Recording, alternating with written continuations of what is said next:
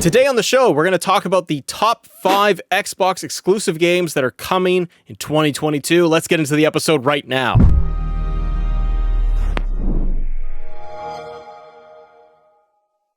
Court, let's talk about Xbox, shall we?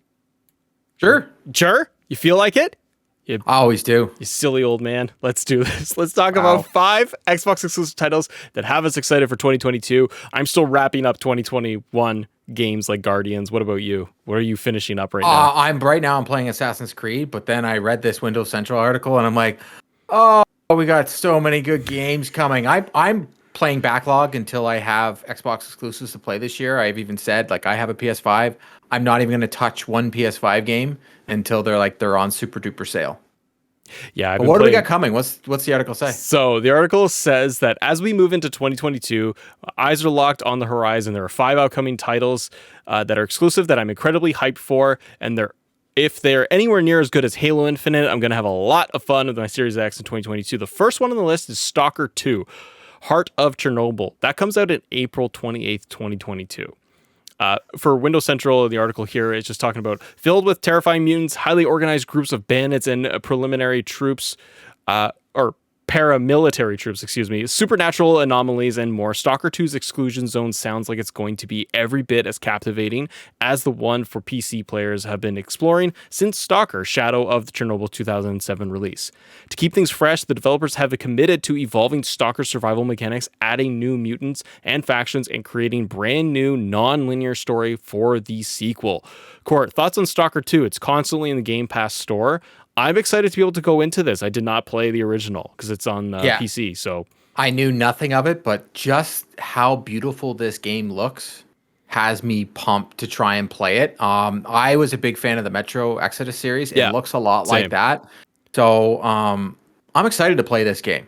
It looks amazing. It looks next gen. They decided not to go with the NFTs. There's a lot of buzz around this game, so I hope it doesn't fall flat. And I hope the story keeps me engaged.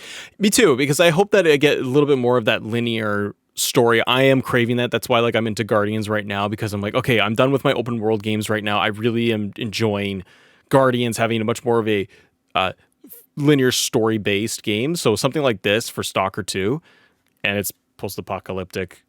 I'm into it. And graphically, in every game. I hope it looks great. And it's using Unreal Engine 5, so it's going to be pretty gorgeous. The next one on the list they have here is Avowed, late 2022, maybe even early 2023. Skyrim has been out for 10 years now, and while we thoroughly enjoyed the modding the hell out of that game, the Skyrim Edition's PCs, I got a real itch for new Skyrim adventure. Obsidian Entertainment, the developers behind legendary titles like Fallout New Vegas and the more recent Outer Worlds. Set in the same universe as Obsidian's CRPG Pillars of Eternity, Avowed reportedly features two-handed first-person combat reminiscent of Skyrim's, giving players a huge variety of different options for build crafting, role-playing. Traditional RPG character types like sword and shield warriors and magic-wielding mages can be created, but players will be able to mix and match these elements. For example, if you want to play as a spell sword with a blade in one hand and magic in the other, you can. Avowed is looking to come out, again, like 2022, maybe even 2023. I feel like it falls into the camp of Elden Ring. I would worry that this game would not get as much attention. I'm sure there is a very, very large audience for it coming from Skyrim, the developers, but what say you? I feel like it's not going to be my jam. Elden Ring is more of a, I'm not going to touch it because it's that Souls-like. It's just not my it's gonna thing at all. Me. Sorry, Xbox Canada, if you want us to review it, I am not playing that game. But this game has me intrigued. I want to see more. I was a huge fan of Skyrim. I'm a huge fan of Fallout. I'm a huge fan of those. Put me in a world for 100 hours. I have no problem doing it. Doing random side quests. I gathered that from you. Yeah, I'm a big guy in that. I do enjoy it. So I want to see more of this game. We have seen that one trailer that I'm sure everybody's watching while I'm talking right now of the hand with the mat. It looked beautiful. I want to see more. The next up is a huge game with no information. I think that we will get a ton revealed probably around the time of the next game conferences in E3, it would be my guess. But Starfield, scheduled for November 11th, 2022. Giant first-party title from Bethesda. Their next one, we've got Halo for the Xbox first-party titles, and I think they are going to finish next year with Starfield. Starfield is set 300 years in the future and is best described as Han Solo type of experience, Bethesda managing director Ashley Chang said to summarize Starfield's gameplay loop as, quote, get in a ship, explore the galaxy, do fun stuff. See, that's how you market stuff. That's how you market. Honestly, you just say Han Solo. I'm in. Yeah, it's got Star Wars elements in there. I think you're good to go. Bethesda is also working hard to build up, flesh out Starfield's lore, suggesting that its universe could eventually compare to the likes of Fallout and Elder Scrolls in terms of scope and size. Built in Bethesda's new Creation 2 engine, Starfield has been visually described as a, quote, NASA punk game featuring an artistic direction that's much less out there compared to the other sci-fi universes like Star Trek or Star Wars. In terms of themes, Todd Howard has stated that Starfield will focus heavily on existential topics such as humanity's role in the universe, as well as our natural curiosities about what awaits us throughout the stars.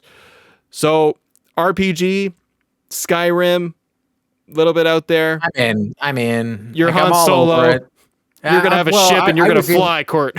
I've seen. Once again, people are probably watching the same thing I'm talking about. We're gonna see the person in the ship pressing the buttons. I'm in. Yeah.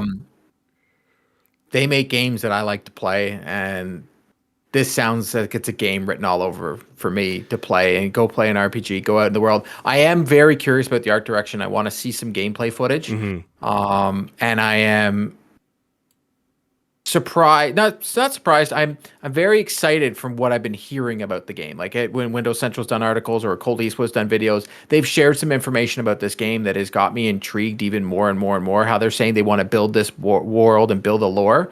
If they're about to have, like, I get Skyrim and I get Starfield like every 4 years, I get a new one of those. Like, that excites me. Instead of the Olympics, I get one of these games. There you go. Yes. And then instead of the Olympics, and you get, I think you're now also in a place where Bethesda, because of the partnership and the acquisition by Microsoft, they have the infinite amount of resources there at their disposal to really even push things further, to be able to expand into additional content, add on to that universe, like you said. So every 4 years, you're getting that kind of constant rotation, and you can get a game potentially like Starfield, where it's much more of a platform for the game, and say we just keep expanding the universe more and more and more. So Starfield, you have the core experience, and every year it just keeps building and building. And this game, there's a lot of hype behind it. It could cyberpunk itself, but right now it's the game to get out of the way of in November. Correct. And I'm optimistic because Bethesda is amazing, and they do things where they announce a game and then months later, here you go. Well, look at Skyrim for an example that is sold on every console, sold 1 million copies. I'm probably debating on whether putting it part of my backlog and playing it again, because of the Ultimate Edition that's on there on the Game Pass now. But this game is a console seller. It could be a console seller. This could skyrocket, just like Forza and Halo did at the end of this year, and so many people got an Xbox for Christmas. This could be the next, oh my God, everybody's getting an Xbox again. And regardless of, unless God of War comes out at the same time, it's going to be a tough one for Sony to compete with. The next one that's coming out for Xbox is going to be in the summer of 2022. We're looking at Redfall, game that I'm intrigued about to see how is this going to shape up, because they've talked about Redfall a lot. We have seen quite a bit of footage of it. Like most co-op shooters, the article says, you'll be able to pick up from a diverse cast of characters that each have their own unique abilities. Additionally, a recent leak showed that Redfall will feature weapon perks and rarity tiers, further indicating that the game will be structured like a looter shooter. The world will be open in nature and will allow players to explore the town and its surrounding areas. What ultimately has me interested, the article says, in Redfall is its premise and narrative potential. Whereas most co-op looter shooters tend to feature futuristic sci-fi theme, Redfall instead leans into folklore and fantasy with its vampire enemies. Well, I'm going to play Redfall. I am interested in it. I'm not huge in looter shooters. Me likey looter shooters. Okay. Well, I'm the gameplay didn't look great that we've seen the leak stuff. Yeah. But that's pre-alpha, like, whatever. Yeah, true. I want to see more of this game, but I have a funny feeling this is the game, like Deathloop, the last year and a half, that Sony had been pumping out, but that's a Microsoft game. I think we're going to see a lot of Arcane Studios Redfall here. Yeah. They've made some beautiful games in the past. let's see what they can do. Let's not count the chickens before they're hatched. But this is a game, once again, that's going to be very lucky that it'll be on day and date on Game Pass. So everybody's going to jump in and give it a shot. If the end game content, because it's a looter shooter, is good enough, this game will do well. But if the end game content isn't there, this game's going to die. That's where I feel like it has the risk of an Outriders. Or what's the other one that was just on Game Pass? It's the shooter. I was gonna say Until Dawn. Even Borderlands just died. Sure, yeah. And Division 2, a game that I love. The end game content is there now. It wasn't there when the game first dropped. So you need that because people will run through the content at the beginning and they will finish it. They will just do a sitting and go through this. If the content isn't there, you will find out, just like they did with the Halo Infinite beta in the multiplayer. Yep. People got pissed. People will speak. If the end game content isn't going to be there, this isn't a Halo where it can still last around. This game will die. Yeah, and that's why they really got to be careful and hopefully, it kind of hits the mark with all of that, because I would have the same problem. If it doesn't grab me, a game like that is on day and date on Game Pass, the hype train will be behind it. Everyone will be playing it for that weekend, that week, and mow through it. And like you said, if the end game piece isn't there, then we're probably not going to stick around. But again, summer title for Xbox. I'm excited for that. The next one we have up is As Dusk Falls.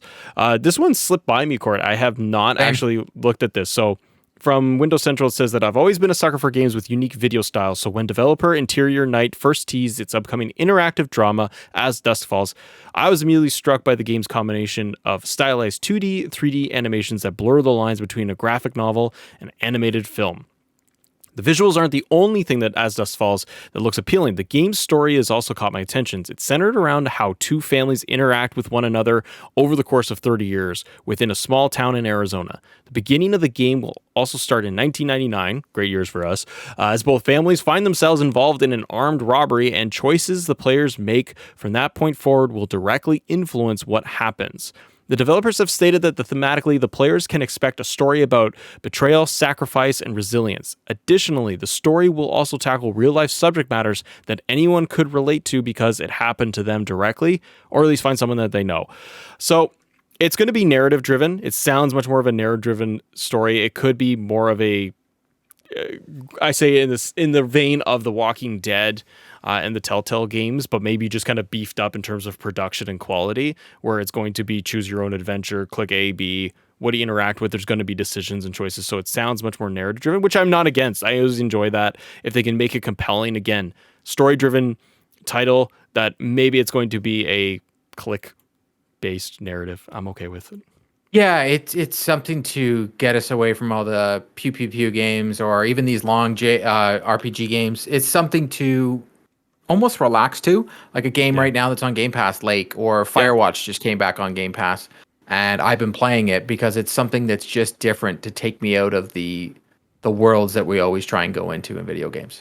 The last thing I'll say, Court, is that what's nice to see from the 5 games that are coming down the pipe for 2022 from Xbox is that they're diverse. We're not cherry picking 5 shooters that are coming out. There's going to be plenty of diverse games for players across the board in 2022, and that's awesome. Awesome. Let us know in the comments below, everybody. What are you excited for when it comes to Xbox 2022? What games are you going to be playing? Let us know. Thanks for watching. We'll see you guys on the next episode.